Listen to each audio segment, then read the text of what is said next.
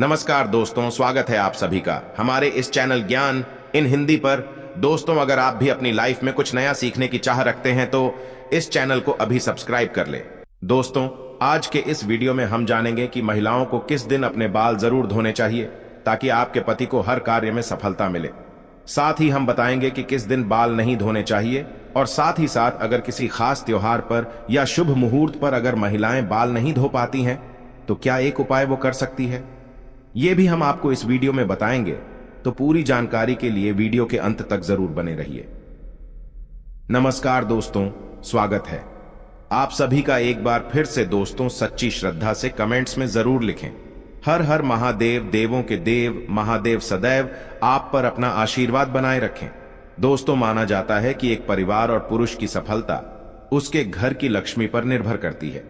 घर की लक्ष्मी के स्वभाव और व्यवहार के कारण ही उसका घर सुंदर और वैभवशाली बनता है। इसमें कोई शक नहीं कि हमारे देवी देवता भी अपनी अर्धांगिनी को ही अपनी शक्ति मानते हैं। जैसे श्री हरि विष्णु के लिए माता लक्ष्मी सर्वोपरि है, उसी तरह शिव भी शक्ति के बिना अधूरे हैं। हमारे समाज में स्त्री को अन्नपूर्णा, लक्ष्मी, सरस्वती और वैभव लाने वाली माना जाता है। अगर घर की लक्ष्मी धर्म अनुसार आचरण करे तो घर को मंदिर बना देती है। इसी तरह सुहागन महिलाओं के लिए कई सारे नियम और धर्म का पालन करना भी अनिवार्य हो जाता है। अगर कोई स्त्री इन नियमों का पालन ना करे तो हो सकता है उसका भुगतान उसके पति घर संतान को करना पड़े। इसी बात को ध्यान में रखते हुए आज हम आपको सुहागिन महिलाओं को कब बाल धोने चाहिए और कब नहीं, इसके नियम बताने जा रहे हैं, जिनसे सुहागिन महिलाएं जान सकती हैं कि कौन सा वार और त्योहार बाल धोने के लिए उत्तम होता है और किस दिन बाल धोना अशुभ कारक है। लेकिन उससे पहले आपसे रिक्वेस्ट है कि वीडियो को लाइक करें, अपने दोस्तों के साथ शेयर करें। सबसे पहली बात, कुंवारी कन्याओं को कभी भी बुधवार के दिन बाल धोने नहीं चाहिए, और खासकर उन कन्याओं को जिनके छोटे भाई है। ऐसा शास्त्रों में कहा गया है कि जो कन्या बुधवार को बाल धोती है उसके छोटे भाई को कष्ट उठाना पड़ता है। उनके छोटे भाई का स्वास्थ्य या उनके जीवन पर कोई ना कोई समस्या सदैव बनी रहती है। इसीलिए बुधवार के दिन अपने बाल ना धोए। दूसरी बात दोस्तों, आज का समय बदल रहा है, जिससे लोग प्रभावित होकर किसी भी शुभ त्योहार, शुभ तिथि या मुहूर्त में बालों को काटने या धोने के चलन से जुड़ गए हैं। लेकिन हिंदू पंचांग के अनुसार महिलाओं को किसी भी शुभ तिथि पर बाल ना तो कटवाने चाहिए और ना ही धोने चाहिए, बल्कि एक दिन पहले ये सारे काम कर लेने चाहिए। उस दिन बाल धोना या कटवाना शुभ नहीं माना जाता, और खासकर एकादशी, अमावस्या और पूर्णिमा पर बाल बिल्कुल भी ना धोएं। इससे आपके मस्तक पर चंद्रमा का प्रभाव पड़ने लगता है। तीसरी बात, ये सदैव याद रखें कि अगर आप किसी वार का व्रत रखते हैं तो उस दिन भूल से भी बाल ना धोएं। जैसे अगर आपने सोमवार का व्रत रखा है तो उसके एक दिन पहले बाल धोकर अपशुद्ध हो जाएं। जिस दिन व्रत रखते हैं उस दिन बाल कदापि ना धोएं। और अगर किसी कारणवश आपको उस दिन बाल धोने पड़ जाए तो आप ये उपाय कर सकते हैं, आप अपने बालों में कच्चा दूध लगाकर बाल धो सकते हैं। चौथी बात, सुहागन महिलाओं को गुरुवार के दिन बाल नहीं धोने चाहिए। इस दिन न सिर्फ महिलाओं को बल्कि पुरुषों को भी ना ही बाल कटवाने चाहिए और ना ही धोने चाहिए। आपने शास्त्रों के अनुसार भी सुना होगा कि गुरुवार के दिन घर में पोछा नहीं करना चाहिए। बृहस्पति देवताओं के गुरु माने जाते हैं। ऐसी मान्यता है कि गुरुवार के दिन बाल धोने से या कटवाने से घर में आर्थिक समस्याएं उत्पन्न होने लगती हैं। आपके ग्रह भी अपनी दशाएं बदलने लगते हैं। ये सभी बृहस्पति गुरु के कारण होता है। पांचवी बात, अगर आप एक पुत्र की माता है या आपकी पुत्र प्राप्ति की कामना है तो उन महिलाओं को शुक्रवार के दिन बाल जरूर धोना चाहिए। छठी बात, शनिवार के दिन शनि महाराज का दिन माना जाता है। इस दिन ना सर में तेल लगाएं और ना ही अपने बालों को धोएं। इससे शनि की कुदृष्टि आप पर बनी रहती है, और अगर किसी कारणवश आपको शनिवार के दिन बाल धोने पड़ जाए तो आप थोड़ी सी हल्दी में बेसन को मिलाकर पहले बालों पर लगा लें और उसके बाद आप बाल धो सकते हैं। पर ध्यान रखें कि बहुत ज्यादा आवश्यकता होने के कारण ही आप शनिवार के दिन बाल धोएं, अथवा इस बार को आप बाल कदापि ना धोएं। सातवीं बात, स्त्री हो या पुरुष, गुरुवार का दिन बाल काटने के लिए अत्यंत शुभ माना जाता है। शुक्रवार के दिन बाल धोना भी शुभ माना जाता है।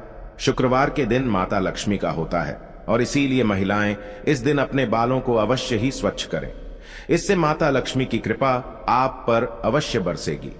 शास्त्रों में एक और मान्यता है, सुहागन स्त्री अपने मांग में सिंदूर भरकर किसी भी पूजा में शामिल हो सकती है, क्योंकि मांग का हिस्सा गंगा सिंदूर का माना जाता है, जो सुहागन स्त्री के सौभाग्य को दर्शाता है। जिसे स्वयं देवता भी नहीं नकार सकते। हालांकि पुरुष को सदैव नहाने व बाल धोने के बाद ही पूजा आदि में शामिल होना चाहिए, लेकिन सुहागन महिलाएं बिना बाल धोए सिंदूर लगाकर भी पूजा यज्ञ में शामिल हो सकती हैं।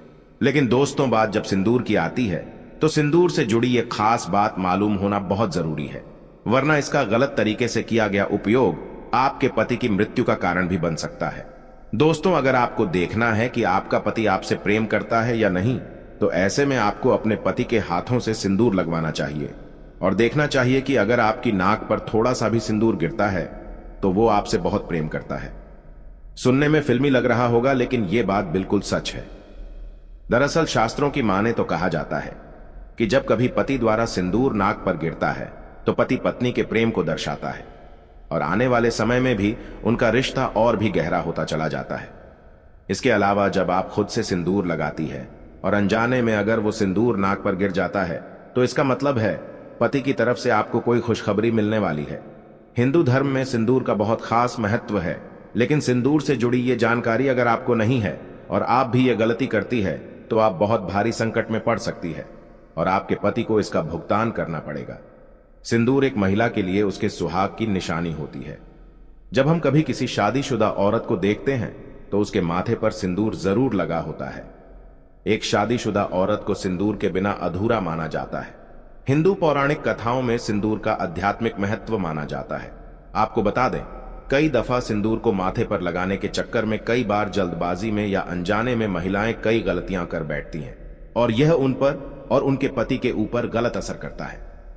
दोस्तों, नंबर 1, मान्यताओं के अनुसार जो स्त्री बीच मांग में सिंदूर लगाने की बजाय किनारे पर लगाती है तो उसका पति भी उससे किनारा कर लेता है। पति पत्नी के आपसी रिश्तों में मतभेद बना रहता है। दोस्तों, नंबर 2, ये बात तो आप जानते होंगे कि जो स्त्री मांग के बीचों बीच में लंबा सिंदूर लगाती हैं तो उसके पति की आयु भी लंबी होती चली जाती है। माता पार्वती का आशीर्वाद ऐसे जोड़े को जरूर मिलता है। दोस्तों, नंबर 3, मान्यताओं के अनुसार जो स्त्री अपने मांग के सिंदूर को बालों से छुपा लेती है तो उसका पति भी समाज में छिप जाता है और उसके पति को सम्मान नहीं मिल पाता। इसीलिए यह कहा जाता है कि सिंदूर को लंबा और ऐसे लगाएं कि सभी को साफ साफ दिखाई दे। सिंदूर से सजी सवरी स्त्री सौभाग्य को दर्शाती है और ऐसी महिला की खूबसूरती पर 4 चांद लग जाते हैं।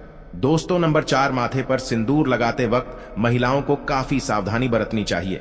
यह तय कर लेना चाहिए कि सिंदूर को माथे के बीचों बीच लगाया जाए।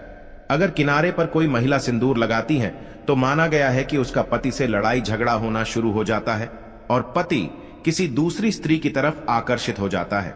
इसीलिए सिंदूर को हमेशा माथे पर लंबा लगाना चाहिए। दोस्तों, नंबर 5, माथे पर सिंदूर लगाते वक्त अगर हाथों से गिर जाए तो अपशगुन माना जाता है।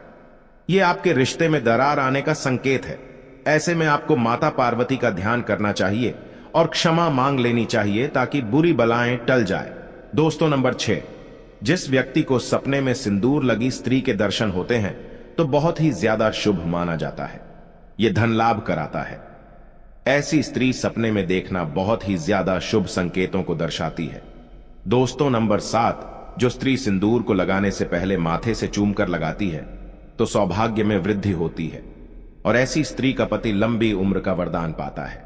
माता पार्वती साक्षात देती है आशीर्वाद। दोस्तों, नंबर 8, हिंदू धर्म में नवरात्रि, करवा चौथ और दीपावली जैसे महत्वपूर्ण त्योहारों पर अगर पति द्वारा पत्नी मांग में सिंदूर लगवाए तो बहुत ही ज्यादा शुभ माना जाता है। ऐसा माना जाता है कि यह उनके एक साथ रहने का प्रतीक है। इससे वो काफी लंबे समय तक साथ रहते हैं। ऐसा करने से रिश्ते जल्दी टूटते नहीं। तो दोस्तों, आपको यह वीडियो कैसा लगा हमें कमेंट में जरूर बताएं। इस वीडियो को लाइक करें, अपने दोस्तों के साथ शेयर करें और हमें सब्सक्राइब करना ना भूलें और साथ ही कमेंट बॉक्स में हर हर महादेव लिखना ना भूलें, जिससे भोलेनाथ की कृपा सदैव आप पर बनी रहे। जल्द मुलाकात होगी अगली वीडियो में। हर हर महादेव, जय महाकाल, धन्यवाद।